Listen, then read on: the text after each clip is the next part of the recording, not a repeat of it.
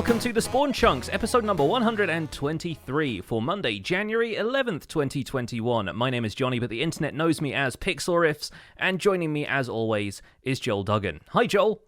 Hello, sir. And if you are new to the podcast and you're wondering why we sound so chipper, it's just because we've just spent about 15 minutes talking about Chinese food, shakshuka, vegetarian meals, and planning for the long winter months and our refrigerators. And if you'd like to hear more of that conversation, you can get the render distance, the extended version of the podcast, over at patreon.com/the Spawn Chunks. It's one of the benefits to our patrons. Another benefit to our patrons is getting access to the quarterly hangouts, where we break down the podcast and how it's doing, download numbers, talk about what kind of things we'd like to do in the future.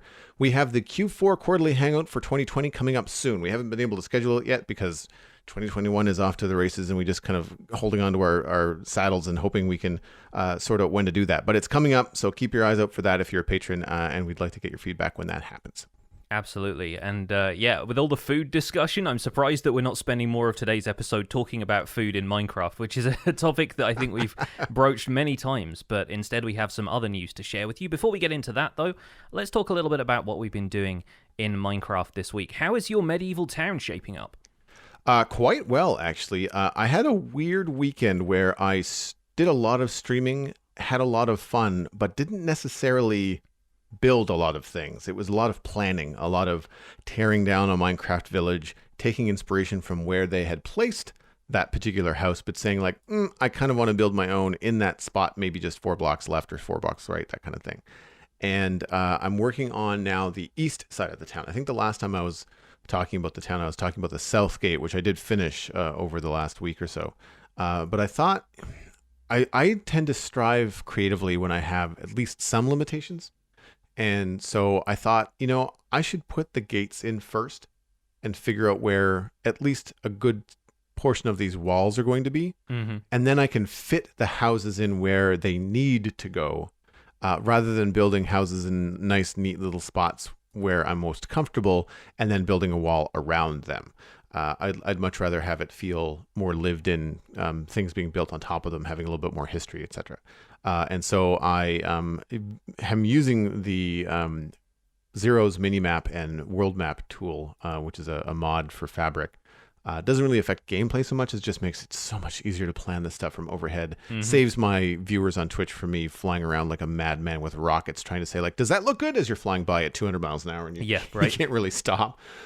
So that's helped a lot. I've planned out a town square. I've started taking tips from Whip and mapping up some footprints. I'm not doing it all at once. I'm kind of doing it bit by bit, just because it's more fun, I think, that way for both me and viewers. But it's one of those things where it's really cool just to throw up a little frame, like just a little wire frame of a house, and realize, oh, cool, this is going to frame this street. And then if I put the keep in this town where I have originally planned it, I'm trying to also frame these streets so that when you go down a street and you turn a corner, like there's the giant keep, like off in the distance, framed by buildings on your left and right, trying to figure out paths of the eye. I treat these things an awful lot like paintings, compositions and photographs and things like that when you're going through them. But it's been super fun.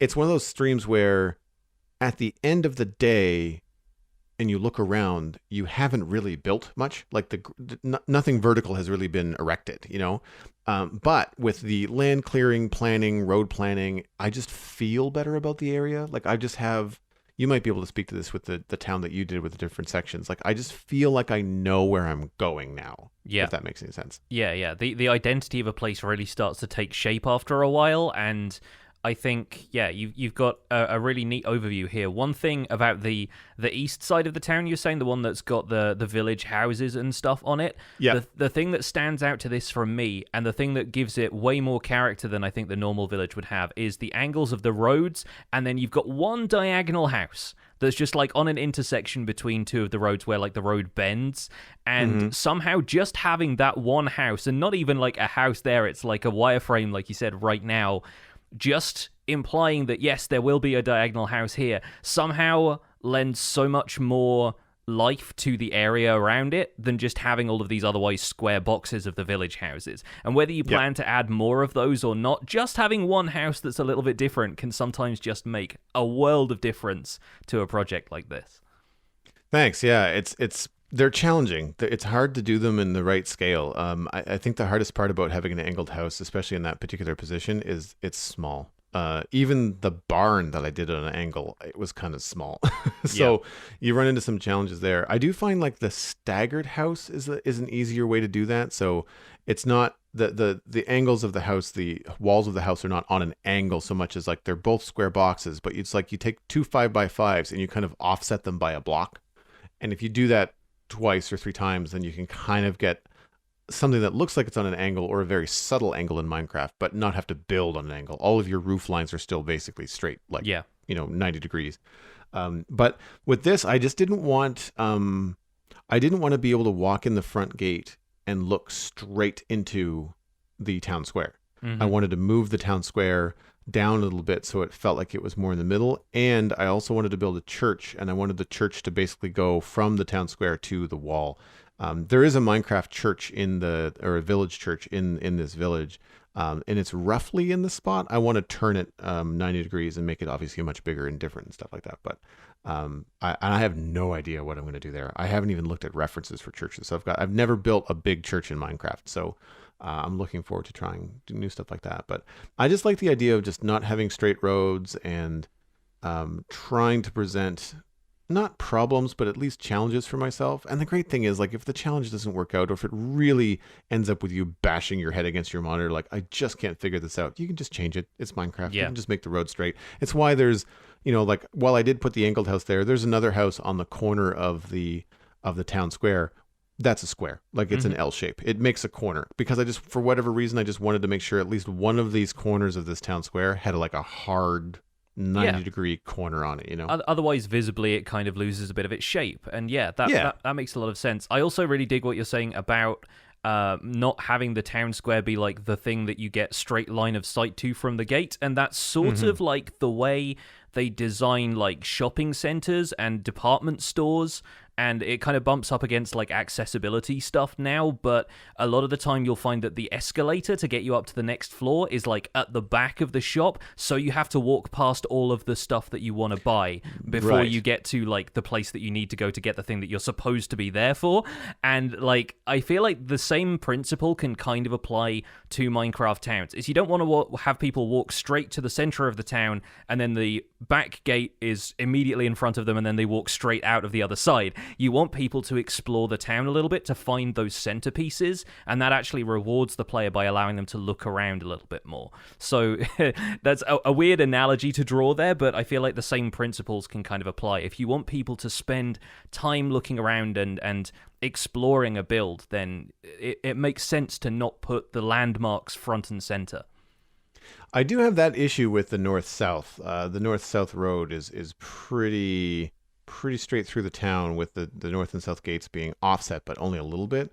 I think the only saving grace there might be the fact that the river is going to be a good kind of like diversion Yeah. that runs parallel to the road. So at least there'll be something visually to kind of pull you left and right. Plus there'll be the big keep on the hill and stuff. But Yeah, and yeah, you've I know got what you roads mean. that kind of they curve and turn a little bit, and so it's not Yeah. like it directly in front of you. It's not like symmetrically in front of you. I think. No, yeah, it's not a grid. Although it would be kind of cool to experiment with. A lot of old cities in the world started off as military, installations, and so there's a military grid downtown, and then you've got the garden pattern street planning, since as modern times come over, like cul-de-sacs and stuff like that, get farther away.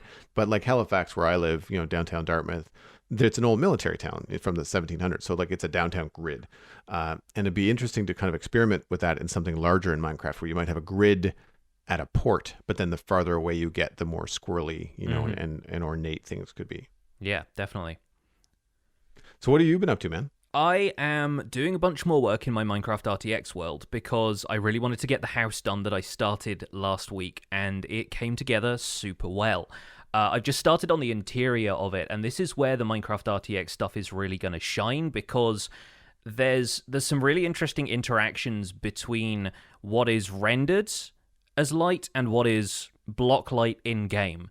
And those do not always overlap. Like, I think I talked about this briefly last week, but jack-o'-lanterns have a front face that's obviously the pumpkin cutout that the light shines through.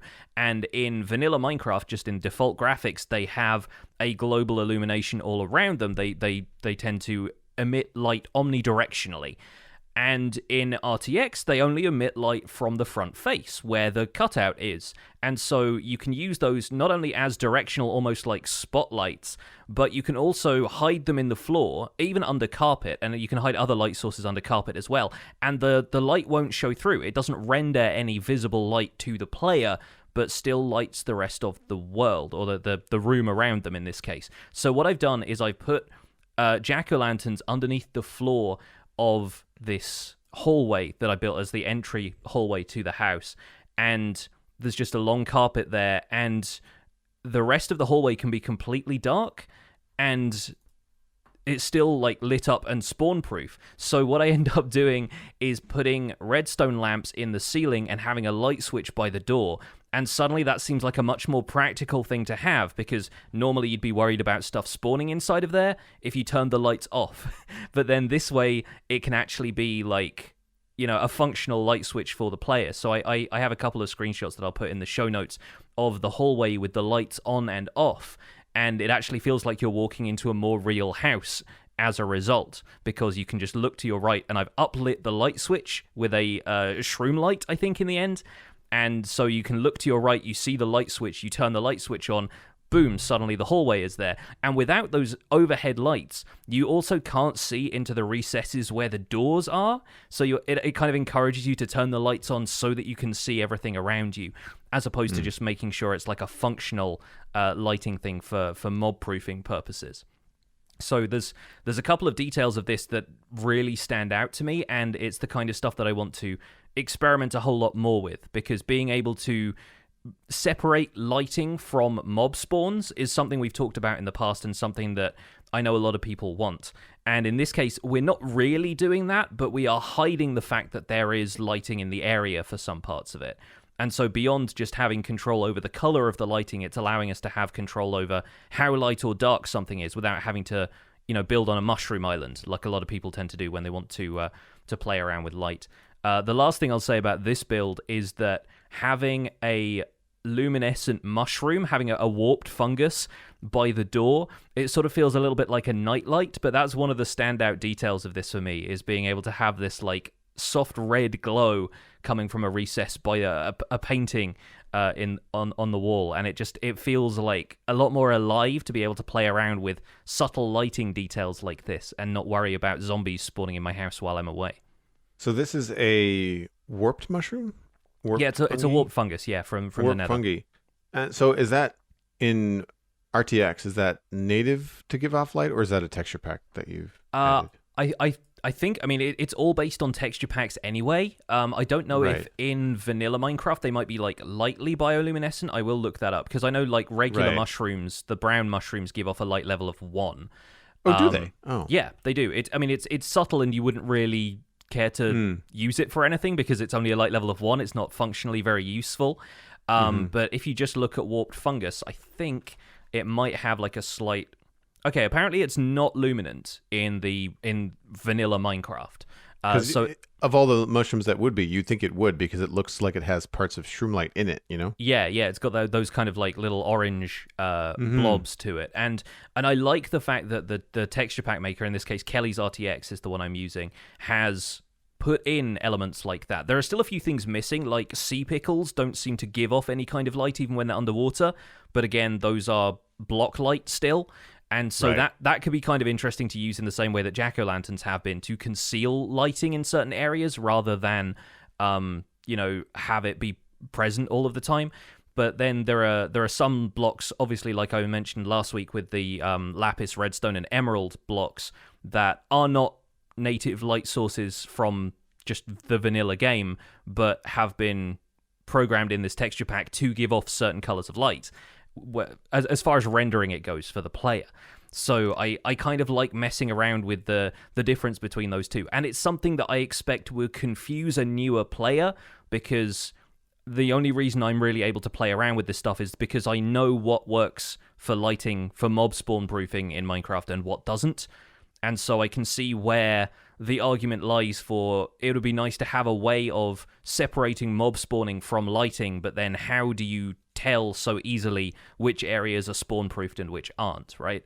So yeah, I'm just playing around with ideas for all of this stuff right now. I'm building a big fireplace in a kitchen that's got a nice warm glow that you can see through the windows from outside, and yeah, it's a really neat little passion project for me right now, is working on a slightly kind of medieval, but like with a couple of contemporary touches, style house, and then working on where the series is going to go from there. I think eventually Cyberpunk City is probably the place it's headed, because you can't not with all of these options for neon lighting and stuff.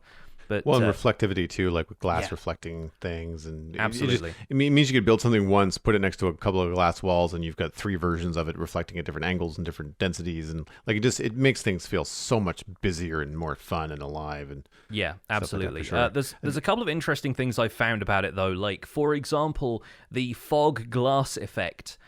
Is less of a thing in Minecraft RTX, and that's partly because of the clear glass texture pack I'm using, making things look a little bit more transparent, and therefore allowing the light to flood through it in a way that's very pure and isn't kind of framed by the glass texture. But also, if you layer up multiple different types of glass, it has a harder time processing what the viewer should be seeing through that, and you start to see a lot more of like the lines between how the blocks are lit in almost the same way as if you turned off smooth lighting in vanilla Minecraft, right? It tends to look very kind of blocky at a certain point, and I think that's the game just trying to process, like, okay, so this is supposed to be filtering that, but then that's supposed to be filtering what's beyond it, and it just kind of layers up in a weird way that sort of breaks the immersion a little bit. But somebody asked, like, how does that fog effect look, and, you know, could you layer up glass and have something similar? And I expect the effect is more to be found in, you know, the reflectivity of materials than I think messing around too much with the translucency of them. Yeah, and I would think too that, I mean, in RTX, achieving that kind of like glow from below, you just have to put something glowy at the bottom. You don't need necessarily the glass effect. Like what I think of is the phenomenon you pointed out a week or two ago, which is the clouds being lit by a lava source that they're close enough to. Yes. So if you want a ravine to have a green glow from the bottom, just put, you know, one filter of green light at the bottom, and then just have bright lights, and it'll just go up the walls and achieve the kind of look that I think people just get used to, that fog effect. And really, it's just a, for the lack of a better way to say it, a poor man's way of getting this kind of look, you know? Mm-hmm. Yeah, it really is. Outside of that, though, I'm still working in Java Minecraft on my usual series. I've done a bunch on the Nether hub in the survival guide. I'm looking forward to installing a few more biome dioramas around that, but that's all cleared out. And I also broke a bedrock hole in the Nether ceiling with a radius of about 7, so I now have this 14 block wide circle directly above the center of my Nether hub, so that I can get rid of the minecart elevator that was just still poking down from the ceiling that took me up to my gold farm. And now, once I clear out the rest of the netherrack in there, which I'm probably going to do tomorrow, it will just be a hole straight through from the center of my Nether hub up to the sky of the Nether, basically. Man, and how long did that take? About 9 hours, Joel. About 9 hours. I did it over 2 streams, and then I just chuck another stream on in the background, and I did the rest of it off camera, because I just thought, it's so repetitive. I would have done the netherite beacon all over again and had a better time, because like bedrock breaking methods, there are some that are 100% reliable, there are some that are less so, and I was using one of the ones that was a little bit more materially efficient, like only using 1 TNT at a time, but had a slightly lower success rate. And so you're constantly kind of wondering, have I done this right? Like, is it working? Has it just glitched out? Am I not going to see it work again, when like you've tried the same thing 6 or 7 or 8 times and it still hasn't broken the bedrock? And then you get the one that works and you're like, oh, okay, I was just had to wait for it to be on the right tick cycle or something. I don't know exactly how the method works. It's the RaiseWorks method of breaking bedrock, but yeah, it was it was a chore, but yeah. I think the overall effect will be quite cool, and it'll mean I get to tidy up the one loose end from the surroundings of my Nether hub, which is going to feel very good. And I mean, I tip my hat to you, sir, because I would be very tempted to just be like, and the lore dictates that we now have godlike powers. And I am now in creative mode. And look, I have the power to delete this. Yeah. This blood. Because I mean, I can see myself doing something like that for, like say the end portal or maybe one of the end gateways where you've got like 4, 6, maybe 8 blocks of bedrock to remove, but not a circle that's 14 blocks wide. Yeah, I'm a glutton for punishment, and it's called the Minecraft Survival Guide for a reason. It's the kind of thing where I expect a few more cynical folks will be like, you clearly did this in creative, and I'm like, well, I've done 2 streams worth of it, so I think I've proven my point at this stage, but also, I felt like I had to, and I just went ahead and did the rest of it in survival anyway.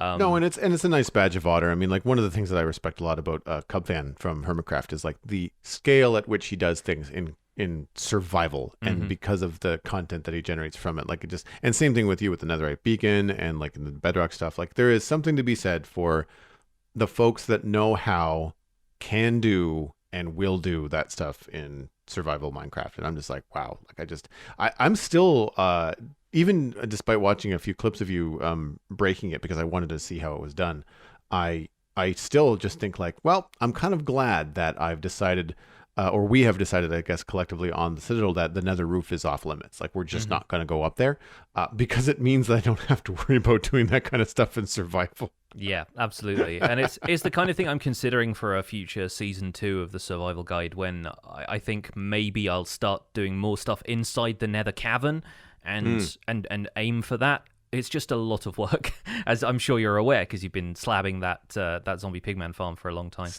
Still not done. Yeah, it's still like on the back burner. Like we'll come back to it. Yeah.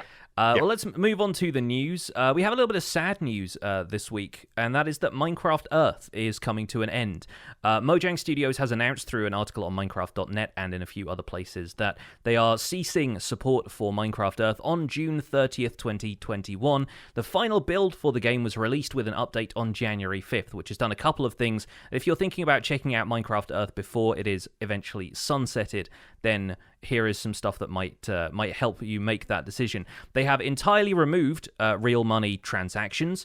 They have drastically reduced Ruby costs for buying stuff like build plates, etc. And they've included all completed unreleased content that was currently in their pipeline. They've reduced time requirements for crafting and smelting. They've replaced unused crafting and smelting boosts with radius boosts of the same level, allowing you to pick up resources from further away. And they've granted a set of character creator items to any players who sign in between January 5th and June 30th, which could thereafter be used for the Bedrock Edition character creator. There is a little bit more stuff listed in the article on Minecraft.net, but it does seem like Minecraft Earth is going to be ceasing operations, shutting down, and will no longer be accessible or downloadable from the App Store after June 30th of this year. Starting on Monday, January 18th, 2021, the Minecraft Dungeons launcher is also closing down, but so it can migrate over to the Minecraft Java Edition launcher for a unified Java experience. So don't worry, you're still going to be able to play Minecraft Dungeons on your PC if you've bought it through the Mojang website. This shouldn't affect anybody who has bought Minecraft Dungeons through the Microsoft Store on their PC, and it's obviously going to have no effect on the console edition of the game either. And this is probably just tied to Mojang accounts migrating to Microsoft accounts. But just bearing in mind, if you're still interested in playing Minecraft Dungeons, if you're thinking about picking up DLC or you have the Season Pass, it is worth noting that the Minecraft Java Edition launcher is going to be where you find Minecraft Dungeons from January 18th onwards. Speaking of that, that's where it is now for me. Not that it launches from there, but the Java launcher launches the Dungeons launcher. Yeah. Right now, kind of to get you used to that mechanic, I think. Yes, yeah. And I think I'm probably going to have to do a little bit of behind-the-scenes work figuring out how I tie my Mojang account to my Microsoft account, because I think they are both on different things. Like my Xbox gamer tag is now on a different email address than my my original like Pixelriff's Mojang account is, so I might have to try and get do a bit of swapping around behind the scenes to make sure everything lines up in one place. But I'm not sure how that works, because I'm pretty sure that when I signed up for Minecraft Dungeons, and I would have used, I guess, my Windows Live account. I don't remember. I don't know how this goes. I have one Windows ID. I narrowed it down to one. I use the same password. I just signed into my Xbox recently because I'm looking to get a new one with the Series X coming out, and I wanted to make sure that my account was still active and stuff. And so it was the right email and password because I had to guess at it at the console. And the only thing I'm concerned about is I think my handle on Xbox is one thing, but on Dungeons it's another. But I don't know if that's just Dungeon specific or if that's my Windows Live account. Yeah, I'm not sure. I'd have to go back and check.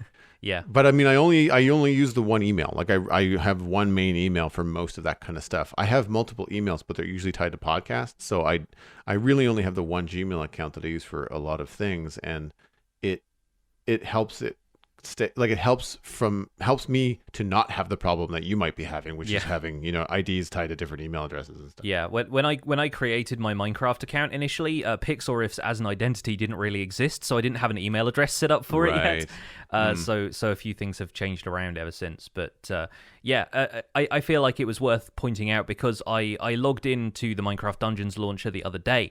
The reason I was doing that in the first place, even though there's not really a great deal going on in Dungeons right now, is that for a start, as I mentioned last week, Awesome Games Done Quick happened, the speedrunning marathon event, and me for SR did a Minecraft Dungeons speedrun that took 41 minutes and 32 seconds to complete the main game in its entirety, or rather, to complete it and see like the end credits, the end cutscene. They didn't play all of the stages because you only need to play a certain number of stages to progress. And the category was basically just any percent, like complete the game by the shortest route possible. Really cool to watch, though. I'll leave a link to that in the show notes. There's a YouTube VOD of it now, so you can go back and watch that. Really, really interesting run. And it's amazing how much they both exploit about some of the level geometry to get a faster route through a level, and there's some different combinations of stuff that I wouldn't necessarily have considered the fastest thing, but once they know how to use certain weapons and stuff like that, it makes a lot of sense. In the meantime, the Minecraft Dungeons speedrunning community heard that I was interested in watching this, and they reached out to me on Twitter and asked if I was interested in helping to host a tournament they're planning where basically speedrunners will face off and try and get like the best time, and it's kind of like a tournament bracket style thing until you have essentially the two best runners in the community facing off against each other. So that's going to be happening at some point end of January, beginning of February, maybe. Stay tuned for more news about that because I'll be talking to you guys about that in future.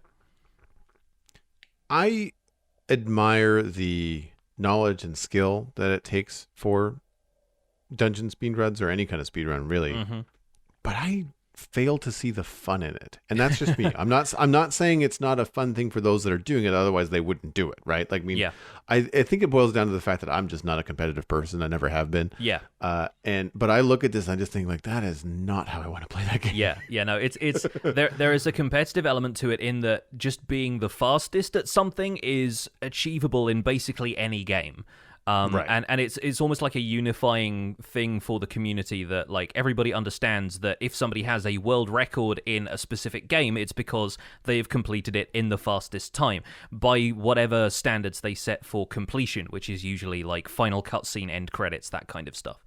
And having watched AGDQ for a few years now, I kind of see the appeal, and it's the same with Minecraft Java speedruns, or I don't know how big the Bedrock speedrunning community is, but the vanilla Minecraft speedrunning community, it's like the level of technical knowledge required to play through some of the games, the amount of luck, and the kind of the interesting moments that can produce, I feel like is what makes it interesting.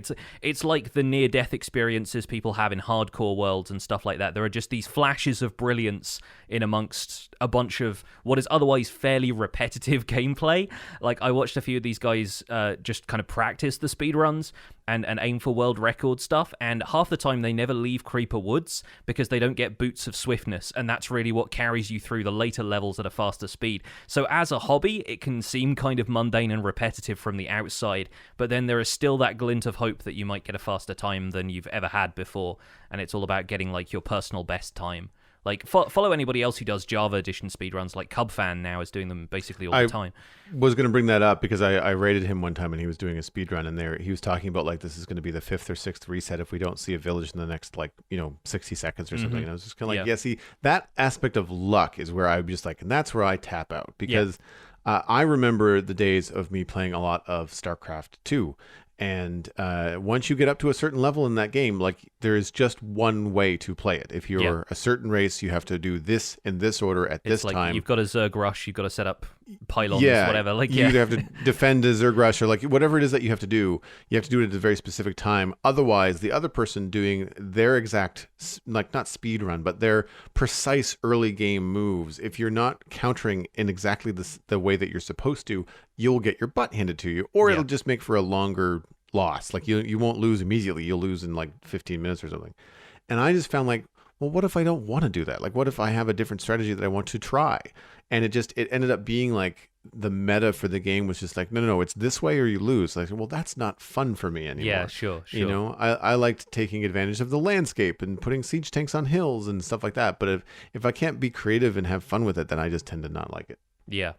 Well, it's not for everybody, but it's an interesting community. So if anybody's nice that sorry, go ahead. And if anybody's interested in checking it out, once again, a link to that is in the show notes. And there's a really interesting community of people around speedrunning in general, but this game specifically needs, I think, a little bit more love. Yeah, and I don't want to poo-poo speedrunning, of course. Yeah, I think it's awesome that everybody can play this game the way that it was intended, but then also you can put speedruns into Minecraft and Minecraft Dungeons. Like it's just another way to play, which is always a good thing. Let's talk about Minecraft Earth then, because I know we've talked about it in the past, and I think while obviously we've had our issues with it, we've both been fairly complimentary about the way it was executed.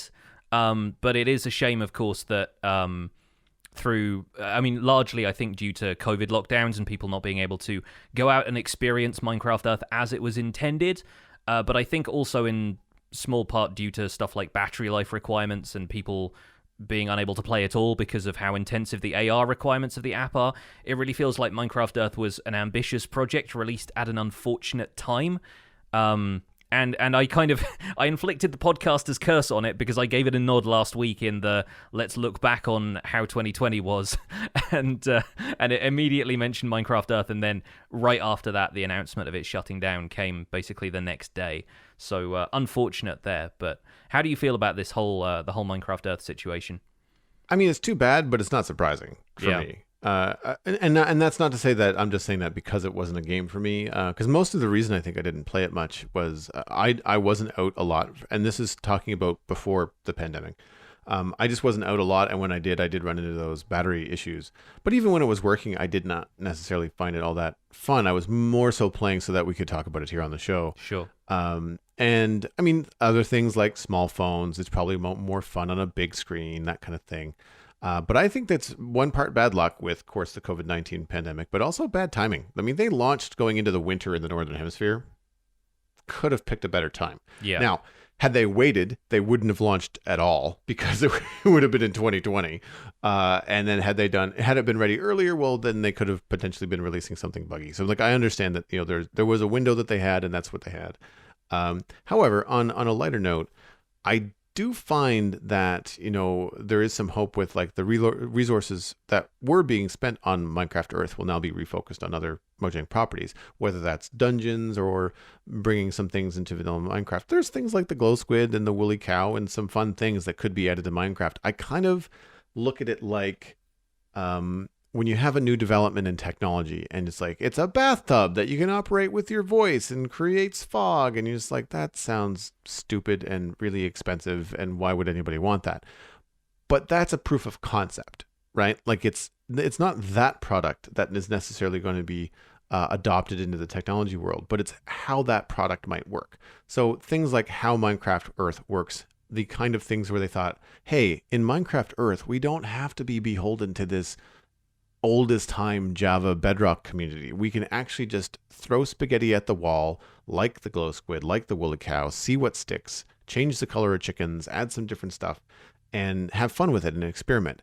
And that allows them to stretch their legs and then maybe fold that stuff and that creativity back into Minecraft or Minecraft Dungeons down the line. So it's not all a bad thing. Like I think that the fact that it had enough legs that they were able to put some serious development into it and update it at least twice, I think, over the course of its year as a game, then I think that's worth noting.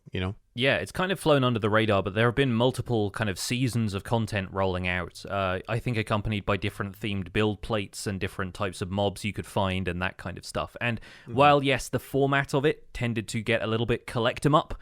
In terms of it following obviously on the heels of Pokemon Go, but also having a lot of the variety come from all of these different mob variants and stuff. Yeah, like you say, it's a good testing ground, a sandbox for a sandbox, as it were. And who knows? Maybe this kind of technology will redevelop a little bit. The way VR is having a bit of a renaissance now, when the concept was originally floated kind of back in the 90s. And when it sort of starts to recapture everybody's imagination again, maybe AR makes another appearance, and maybe we see something else. If not the same as Minecraft Dungeons, then maybe another fork in a different direction. We'll see. The last thing I wanted to touch on, and this is non-Minecraft news, which is why I didn't include it in the main news read, but I stumbled upon this on my Twitter timeline thanks to Lena Bookworm, who retweeted this from somebody else. The Smithsonian Institution, which is responsible for a bunch of museums and galleries in the United States, they're kind of like a fairly well-respected museum institution, has just released a ton of images into the public domain from, their own archives and stuff, sort of digital recordings of a bunch of material that is probably available in various galleries and so forth, but might just be in their archives at this point. They've released a ton of images, and all of this can be used by artists and educators without attribution. So again, a link to that is going to be in the show notes. And the reason I found this so fascinating is because there are over 2 million, I think 2.5 million images, and of those, there are 44,000 images related to architecture alone. You can filter by topic and choose architecture. You can even filter it into subcategories from there, like dwellings, cityscapes, interior decoration, religious buildings. There are a bunch of subcategories like that. And there'll be a few other things that I think will also apply, but I think this is a really neat resource for anybody who wants more reference material for Minecraft builds, which is something that we've talked about previously and something I've talked about wanting to get into this year, is studying architecture more. A lot of these are going to be black and white pictures. A lot of them are older pictures of buildings that were, erected in the late 1800s or early 1900s, that kind of thing, when obviously color photographs are not that common, and a lot of these are for archival purposes, but you'll stumble upon some really interesting stuff there. Just looking through the architecture filter, there are a few things that are like unrelated, like portraits and stuff, but literally everything else is a front shot of a house or a building in the middle of a city or a cool landscape, and I feel like it comes across as really neat Minecraft inspiration if you've got the right point of view on it. Oh man, I mean, this is a great find. It took me 10 seconds to find like 3 things I want to build in Minecraft. Yeah. I went down the road of classical architecture, which is going to be in the realm of drawings instead of photographs. It's going to be artist renderings and pen and ink drawings and pencil sketches and stuff like that. Think the kind of thing you might have seen if someone's talking about like, Leonardo da Vinci's sketchbook, that kind of stuff, which is great because it gives you like already an interpretation of the thing. You don't have to think about like lines and space and stuff. Somebody has already taken care of that for you as to what's important in the design. Yeah. So if you're looking to do some classical architecture, maybe aqueducts or big arenas or big arches with not cul-de-sacs, but like circular, can't remember what those are called, not naves, but like there's the open courtyards and things like that have walls and statues around them. Like, man, there are some beautiful drawings in here. Just from, again, I spent literally 10 seconds. It was incredible. Yeah, the one thing I will complain about as far as this as far as this site goes is the layout of it is one of those things where you have to scroll down and click show more, and it loads more on the page instead of having to like go from page 1 to page 2 to page 3, and so eventually you're just loading like 500 plus images onto the same page, so it might get a little bit difficult to scroll through everything to find the thing you want. But then again, it is the kind of thing where if you see something, just drag it onto your desktop or into a pictures folder or something, and you'll have that later, and you don't need to worry about attributing it to the specific sources, all of which are there on the Smithsonian website if you want them. But super cool, and I think it's really, really neat that all of this stuff is now out there in the public domain, and we can potentially use it for more Minecraft inspo. Nice. Moving on into email this week, we have a couple of emails coming in to spawnchunkmail@gmail.com. Please use that email address. First one comes from Paulbo Baggins, our content engineer member, or one of our content engineer members. Powder snow, protection, and frozen caves. Hey, Johnny and Joel, as I was listening to a discussion about powder snow in episode 121, I had an idea for powder snow. What if Mojang added a frozen cave, potentially found in mountain biomes? The entrance could be through a powder snow trap, and perhaps the cave could contain a stray spawner, or loot chests that contain the quote-unquote Snowwalker enchantment that Sam C. mentioned in his email on episode 121. On that note, I also think Frostwalker would work to quote-unquote defend against powder snow, in that it might freeze over the top layer of snow and let you walk across it safely. I wish you and the entire Spawn Chunks community a very chunky new year. Paulbo Baggins. I am already well ahead of you on the chunky new year. I have some work to do to work off my Christmas pudding. I also want to give a nod to Mojang for yet again naming a block in Minecraft that is constantly autocorrected by any kind of spell check. Mm-hmm. So powder snow without the ED is the correct block name, but every time I type it, my spell checks wants to change it to powdered snow, both of which are grammatically correct, I guess, but only one is the correct block name. So I apologize for going back and forth on that. At least it's not another Shulker situation where my phone doesn't know what to do with that. Yeah, I've nearly sworn at some family members talking about shulker boxes. I think that the idea of stray spawners, specifically like in mountain biomes or something frozen, is a great idea. I like the idea. I mean, because it's still a skeleton spawner. Like, you're just going to get the same drops, but it just adds a nice little fun flavor to it, right? Mm-hmm. I think that would be really cool. A stray thought, yuck. I wonder what cave or mountain generation will look like in frozen tundra, plains, or ice spikes biomes. Like, I've only just thought about mountains and mountain biomes being different. I haven't thought about any of the other more vertical biomes and how they might change with the caves and cliffs update. So very curious to see how that might change things. Because can you imagine like an ice spikes biome that borders a mountain biome in the new mountain biome? Like, how that might look. Ice spikes going up the side of a mountain, perhaps. Oh, absolutely, yeah. I already really like what ice spikes do. If there is any interesting terrain in the neighborhood, there is. I don't know if it happens as much anymore with some of the other tweaks that have happened to terrain generation, but I definitely saw one a while back where one of the ice spikes basically pierced an overhang and went straight through from the ground underneath it to the top and up through the side of it, almost like this enormous like spear tip had come up through the ground. And nice. Yeah, stuff like that always looks really, really impressive, even though it's probably just a quirk of terrain generation. It's still super fun. And so yeah, if you had some of the ice spikes rising up the side of a mountain, that would be really cool looking.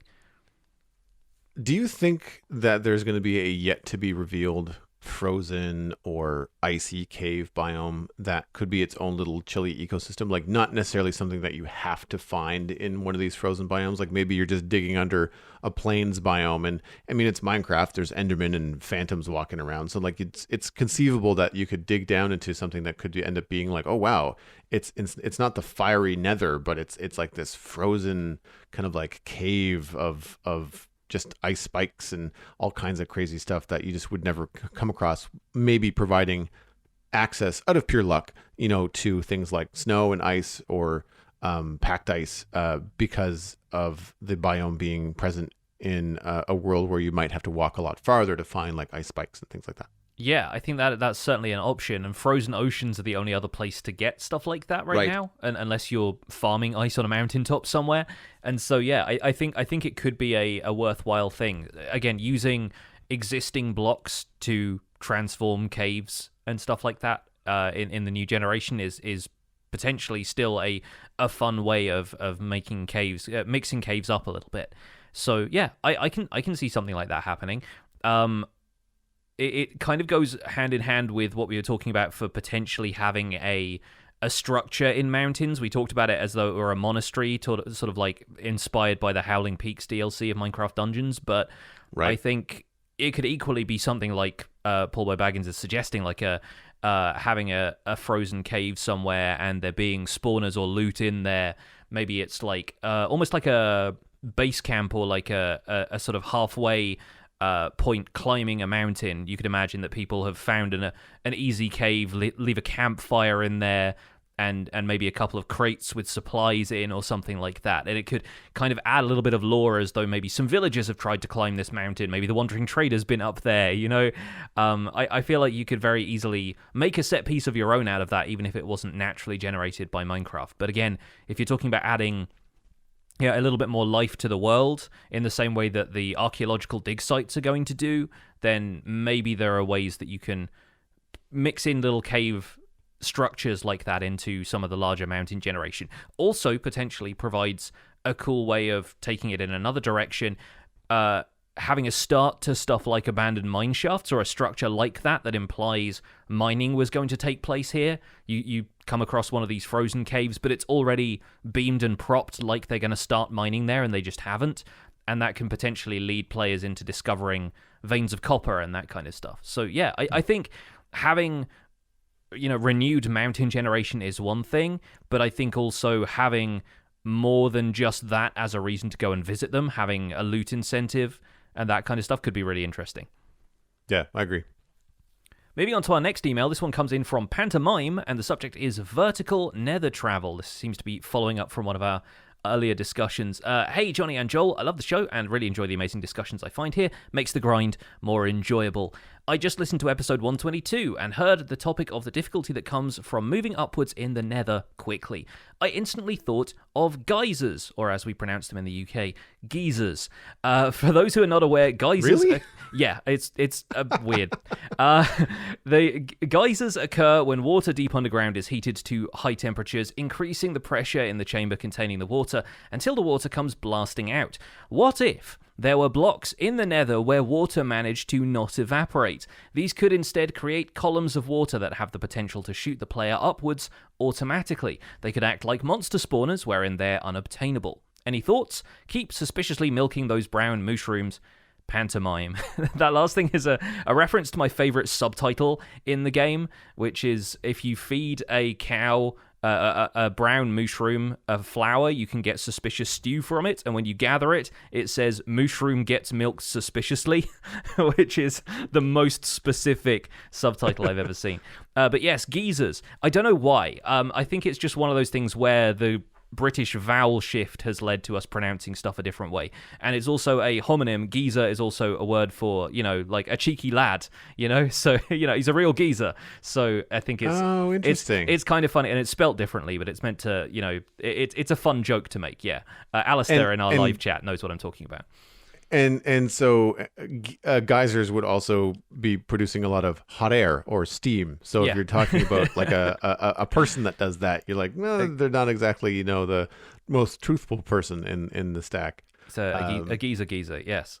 Yeah. So moving back to the actual email, I think it's a cool idea. Again, the no water in the nether rule is kind of the main thing, the main obstacle here. But I mean, you could probably seeing it being done a different way, maybe have like another... I mean, you've been asking for a new fluid to be added to the nether for a while. Maybe there is some other sort of fountaining material that maybe can't be obtained by players. It's more ephemeral than that, but isn't just lava. What do you reckon? So I was thinking that the idea of geysers in the nether is actually on point. Like, that's a great way to still not have water in the nether as a rule. Because I don't see that rule changing. What if geysers produced steam? Mm-hmm. The water in the Nether is inaccessible. It is trapped in the rocks and you can't get to it, but the Nether boils it and produces steam.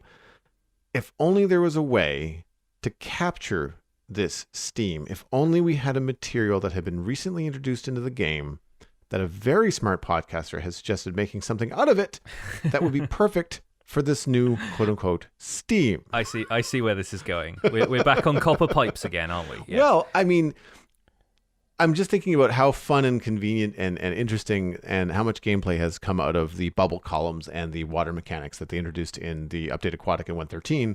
And then if you think about adding steam into the Nether, so instead of moving things around with water, you're moving things around with air. Yes. Or not air, but steam, and like essentially, airflow, creating the opportunity to throw items into a steam vent and have them go up or left or right, depending on how you've conducted, that sort of thing.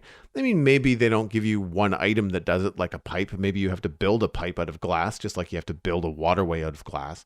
But I think that would be really cool in order to allow some sort of item transportation in the Nether or in the overworld, because I don't know whether this geyser would be like a location, kind of like a ruined Nether portal. Like there are things that occur in the world, and you find them and tear them down. If a geyser is something that you could find, or I guess a better parallel would be what are they called? Geodes. Yeah. So geodes, there's going to be a certain number of blocks that you can remove, but also some that you can't. In the way that in vanilla Minecraft and survival, you can't pick up a spawner. And I think that this would be a neat idea in that if the steam was available, but you had to go to it, you couldn't bring it to you.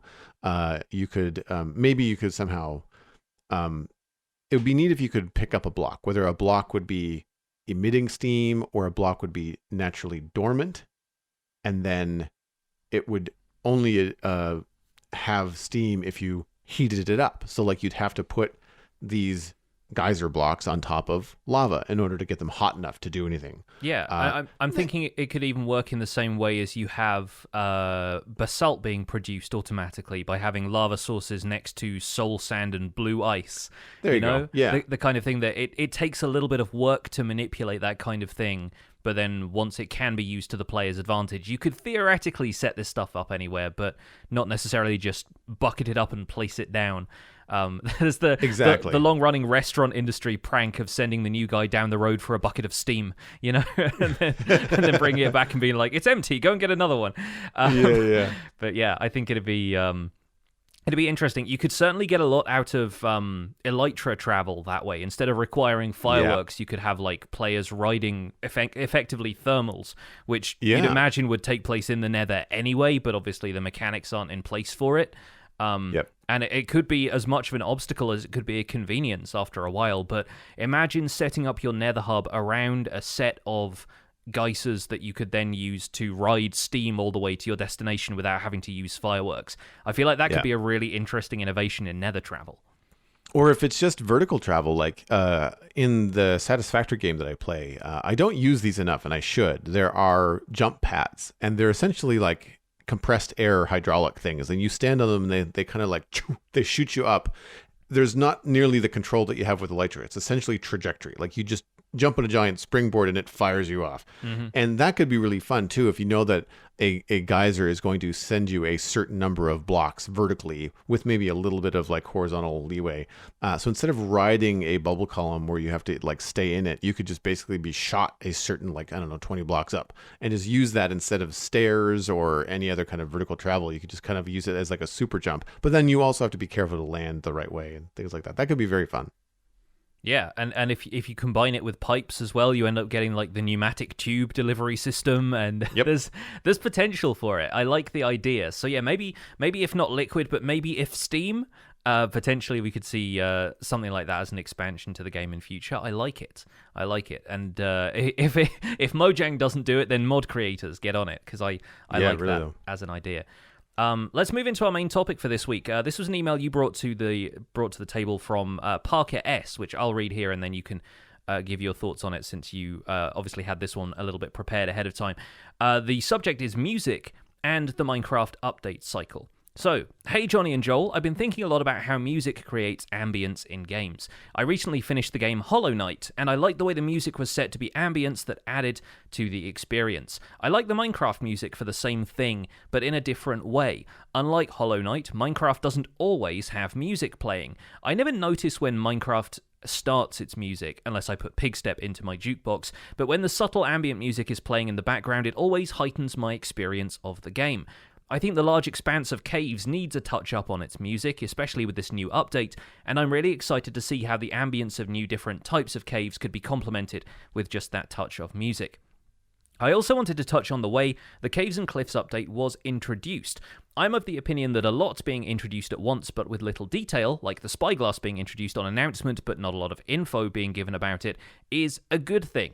It gives the community a lot to speculate about and time to speculate about it, which I find really fun. Do you guys think the introduction to the update could have been done differently or better? Off to explore for my own answers, Parker. So with music, especially with what we saw in the Nether update, I hope and I think that we will get a music update in the overworld, at least with the new cave biomes, with caves and cliffs. I defer to you as far as your Minecraft music knowledge goes, and your history of that, because I think you're definitely more steeped in that than I am. Yeah. And the reason why I say that is because I've always found it so puzzling that about how much music there is and has been made for Minecraft, and how little you actually hear when you turn on the music in game. Yeah. So I went to the Minecraft wiki page about this because, like you, I thought there's not really a great deal of music that plays when you're in the overworld. There are actually about 12 different tracks that play when you're just on the surface in the overworld. There are also an additional 6 that are only in creative mode. But there are about 12, which is a surprise, I think, to most people. And that doesn't even count the stuff that's in individual biomes, like there are 3 additional tracks that play when you're underwater. And I think it's because it's random, so you often hear the same track multiple times. But a decent chunk of the music from Minecraft Volume Alpha that isn't like a music disc, or I think there's one that's like a track that always plays over the end credits when you've jumped into the portal after fighting the dragon. I think a lot of it sounds thematically very similar. It's using a lot of the same instruments. It's got the same kind of melody. And the melody is always fairly simple. Like, it's usually just a few notes played on like a glockenspiel type instrument, like there's chimes and stuff happening in the background. And I think it all sort of tends to blend in. As Parker was saying in this email, you almost don't notice it sort of subtly fading in the background, and so you don't always attribute it to, okay, it's playing a new piece of music that I've never heard before, let me memorize that. It just kind of exists in the background. So it is a surprise to me to learn that there are actually like 12 different songs that can play in the overworld, but that is how many there are according to the Minecraft wiki page about the music. I think it's the random thing that gets me, because I definitely feel like I hear the same 3 to 4 tracks. Yeah. And I think there might even be a couple that are just almost like follow on from the previous tracks. Like if you played them in sequence, there would be more of like a musical story happening. But because you get one for maybe like 3 minutes at a time before it fades out again, then you always tend to hear the same ones. And if not music for the cave update, then I think ambience definitely. I would love to walk into a dripstone cave and actually hear drippy cave ambience. Yes. And personally, I mean, you may be the same here, Joel. I don't normally play Minecraft with the music on, because if I'm live streaming, there is usually music from a music player in the background. You and I both use Pretzel, I think. And then, yes. Like during videos, it'd make for some kind of awkward cuts, because if I, mess up what I'm saying, if my, brain doesn't move as fast as my mouth does, and I'm trying to do some commentary and I have to make an edit, then the cut ends up taking into account the entire video, including the music that was playing at the time. And so without kind of fading the music into a different section and ending up like overlapping some of that stuff, the music's going to sound really disjointed, because suddenly it's going to cut to a different note playing in the background. So Yeah, I don't tend to play with music on most of the time anyway. I would imagine the majority of players do, though, because a lot of people are going to be playing on, tablets and consoles and so forth. They're going to be playing more casually anyway, because, the Minecraft player base is not made entirely of content creators. And so I expect a lot of people are playing with the music. So it'd be really nice to hear some new music for the cave biomes, just so that folks can get the full experience of it. And I played with music when I was not a content creator, like when I was learning to play Minecraft and working on like Snake Mountain and my original kind of world and exploring that. I absolutely had the music on and enjoyed it. Like there was I really enjoyed the chill vibe of the game, and the music kind of went hand in hand with that. Like you, I don't play with music on because I don't have it on during my stream. I do use Pretzel during my breaks, but I don't have it on during the stream because I do end up repurposing the VODs later for potential YouTube things. Haven't done that for a while. I'm returning to that this year, but for the longest time, I just wasn't able to record separately. So I was actually editing my VODs down into like 20-minute episodes. And again, for that reason, like having the music out of it would be great. I don't know, and you might know the answer to this in terms of the licensing around the Minecraft music. Like if you're playing the game and creating YouTube videos, as so many people do, where you clearly make money out of them, would you then be able to use like the Minecraft soundtrack and put that in the background later, like as an editor? Like, would you be able to take some of those tracks, provided that you bought the soundtrack? Would you be able to then put them in, because technically it's the same music that would be played in the game? Yeah, I think video game music is one of those weird gray areas that still exists in copyright law. Like, I've definitely heard a few people say that they've been flagged for using Pigstep in their videos or streams. And that may be because Pigstep is also... and a lot of the Minecraft music is now on Spotify, and so it registers depending on what music libraries they are comparing it to for these automated checks. It might register as a copyrighted track that is not necessarily licensed free to use in that version, but maybe through other licensing it is. I know a lot of people tend to play like video game music or video game remixes when they stream other things, and I think that I don't know if there's a specific clause in the Minecraft license agreement that allows you to use the music in particular, if it mentions the music specifically, but of course Minecraft comes with the part of the license agreement that says you can make video content or stream this game as long as it is your own work, like as long as you are commentating over it or you're doing something unique, if it's not just like, I don't know, copying basic Minecraft gameplay with no commentary or something like that. I think that's really just to kind of to cover them for any liability that might result from people thinking this was, generic Minecraft footage from Minecraft themselves. But I don't know where music falls in that. It's a bit of a weird gray area, especially with a lot of copyright law tightening on folks who stream on Twitch and make YouTube videos right now. Yeah, because I've seen people that stream with Pretzel or some other royalty-free service. There's several out there for Twitch, then they keep the music playing during their Minecraft, streams. And then I've also seen people that do something completely different, where they're doing a Minecraft stream and it's medieval building, it's very thematic, and they've got video game music playing from, say, Skyrim.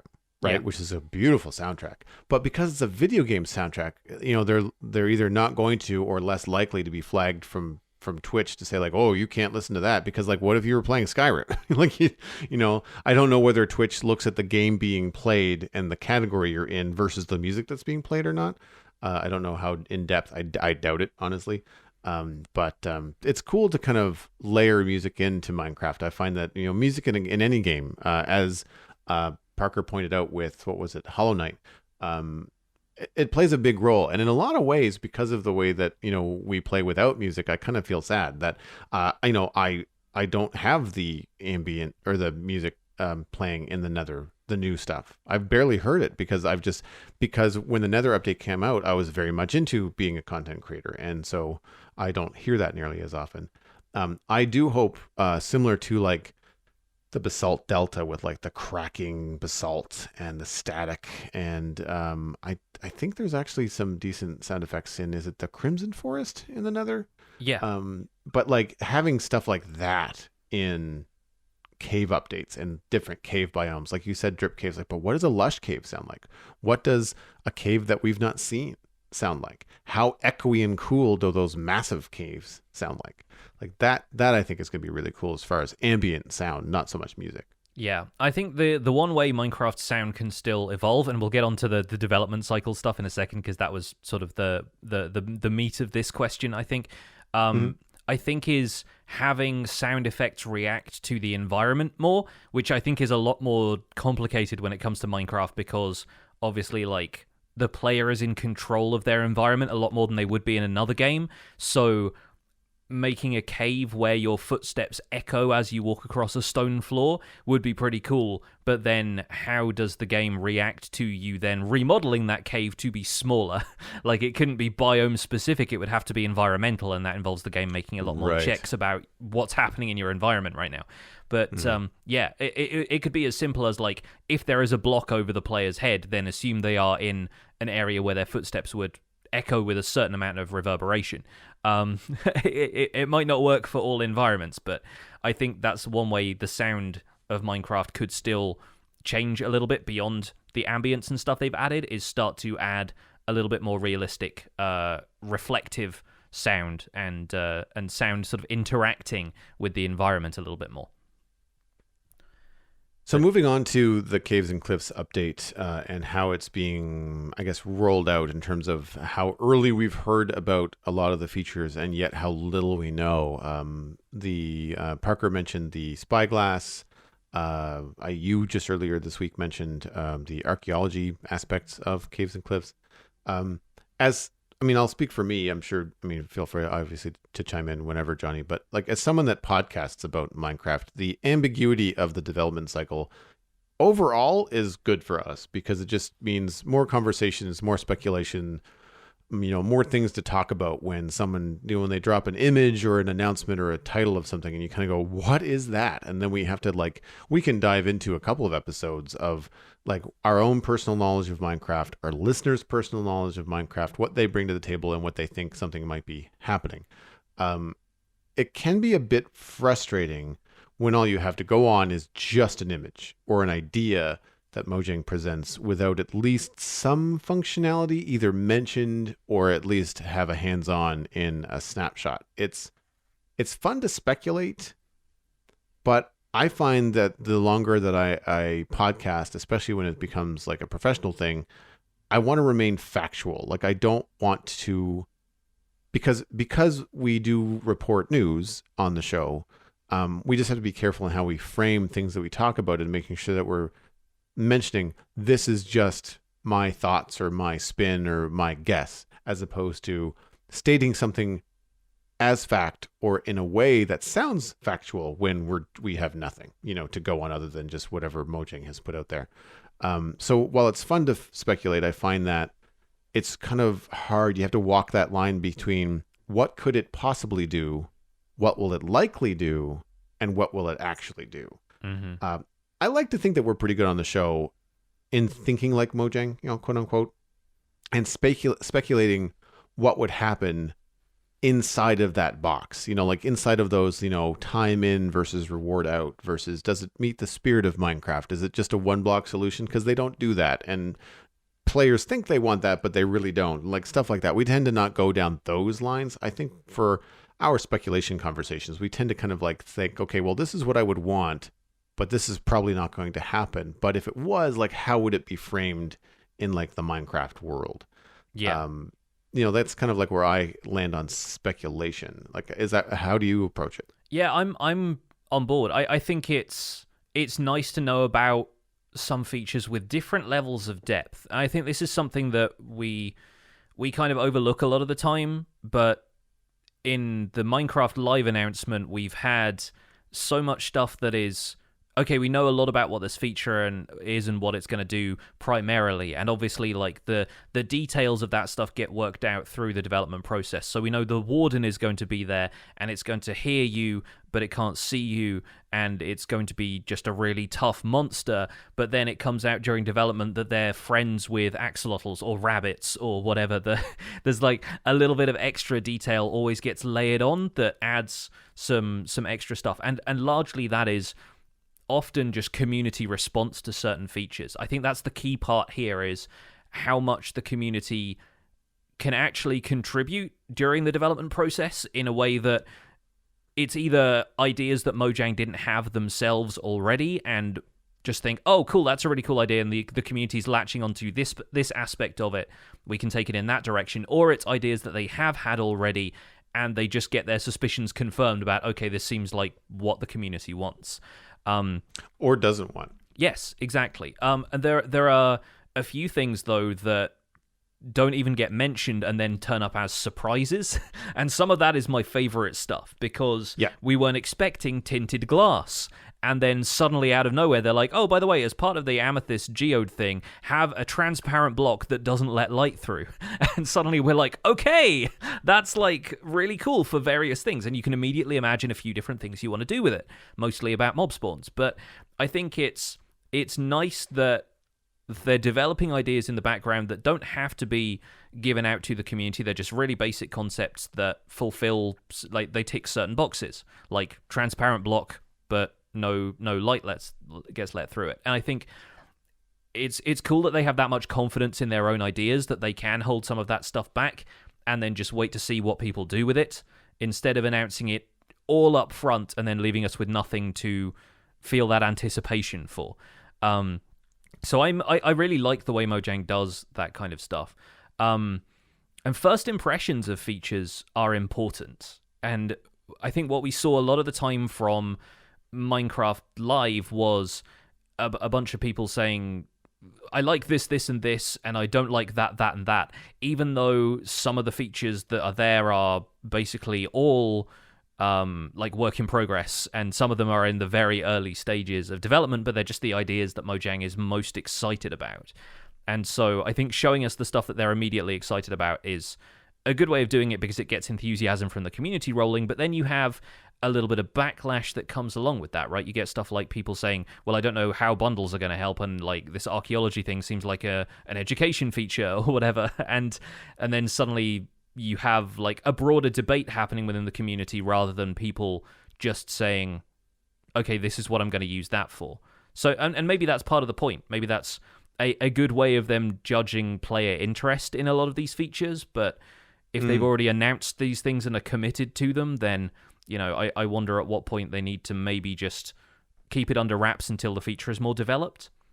I do sort of wonder whether there's a strategy there. Like, I kind of wonder whether, knowing very little about something, you know, whether there's a strategy to saying, like, look, we know where we want to take, I'm going to use archaeology as an example. We know where we want to take archaeology, but let's just announce it, give very, very little information, and see what people say. And then we can unveil, you know, where we were planning to go all along. Or we can tweak it in the background, whatever, and no one would ever know.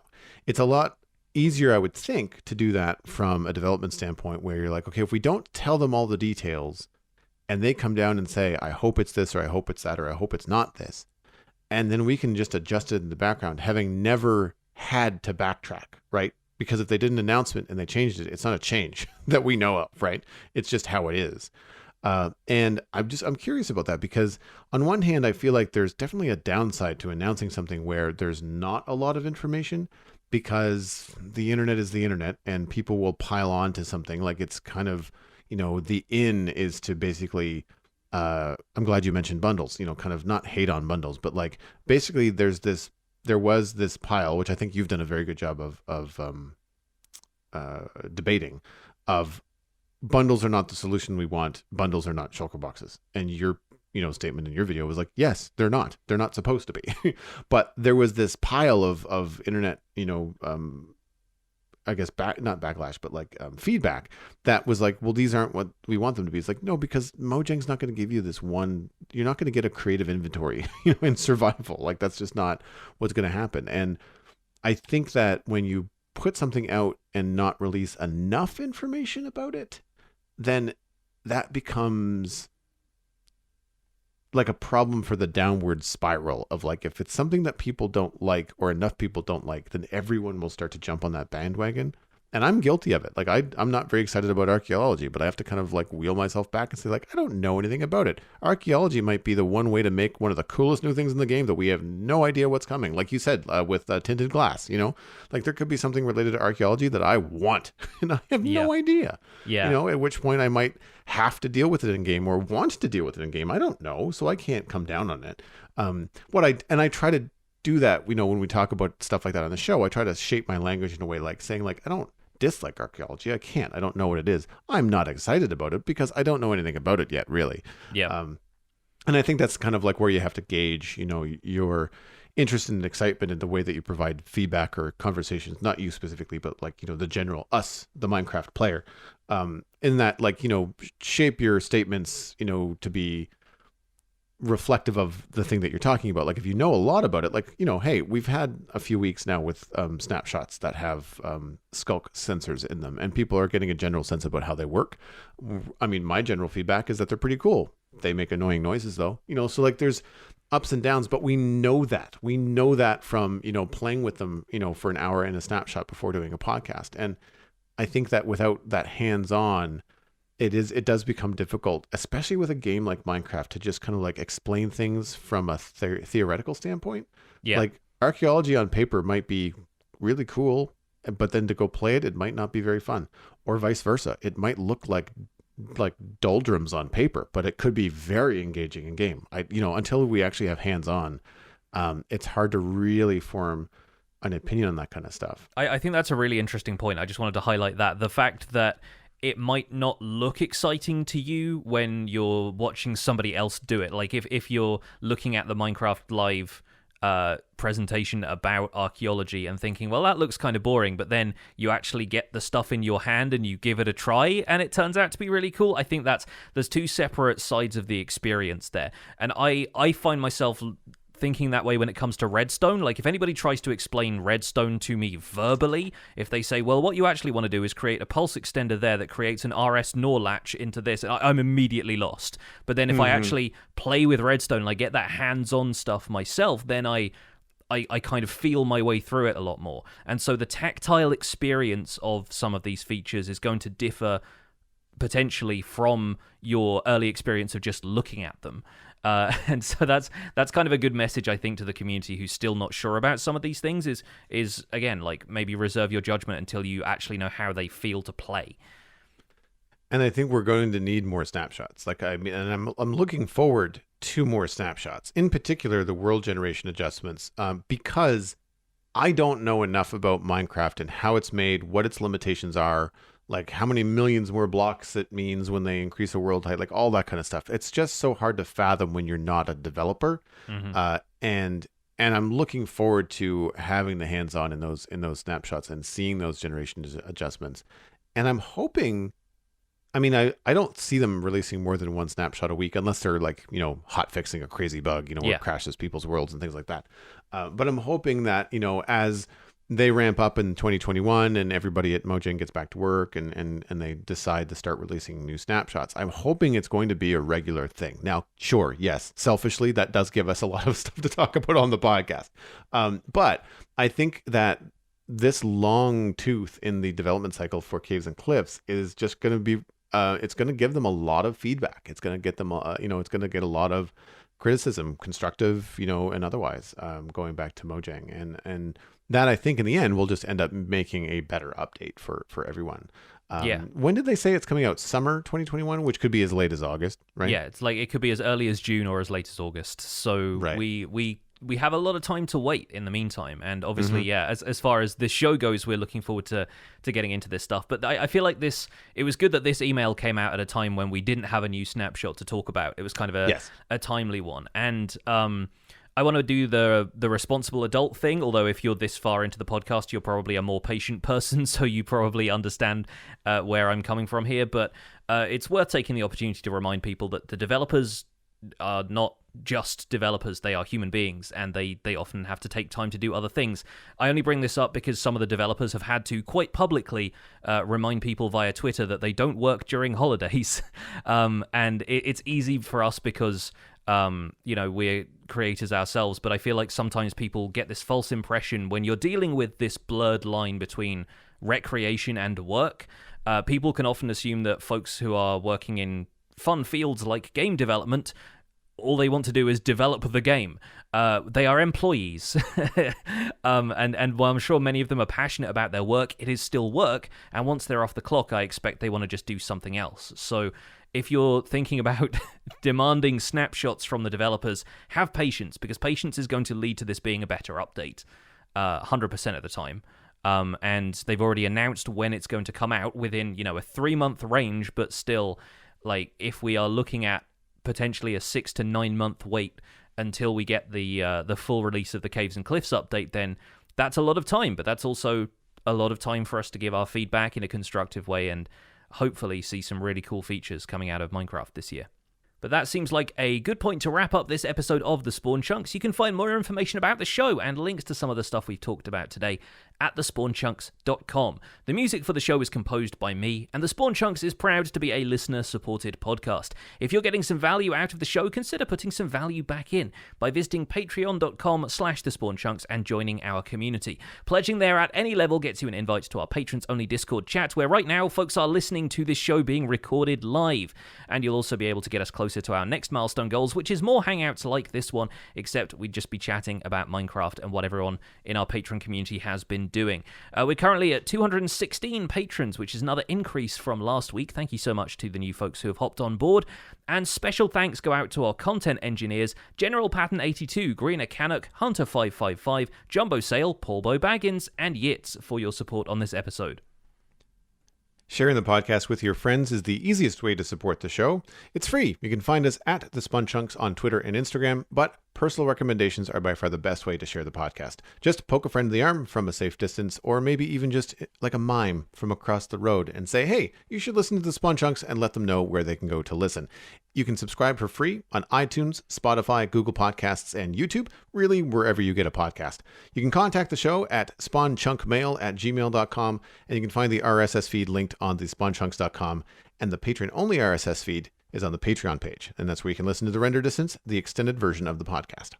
My name is Johnny, but online I go by Pixel Riffs. You can find most of what I do at youtube.com/pixelriffs, where I attempt to make sense of this crazy and wonderful game in a series called The Minecraft Survival Guide. I am also a streamer on Twitch. I stream 3 days a week doing behind-the-scenes work for Survival Guide and other series, and I'm the voice of the unofficial Hermitcraft recap, which you can find through a quick YouTube search. Aside from that, I'm at Pixel Riffs on both Twitter and Instagram. Joel, where can people find you online?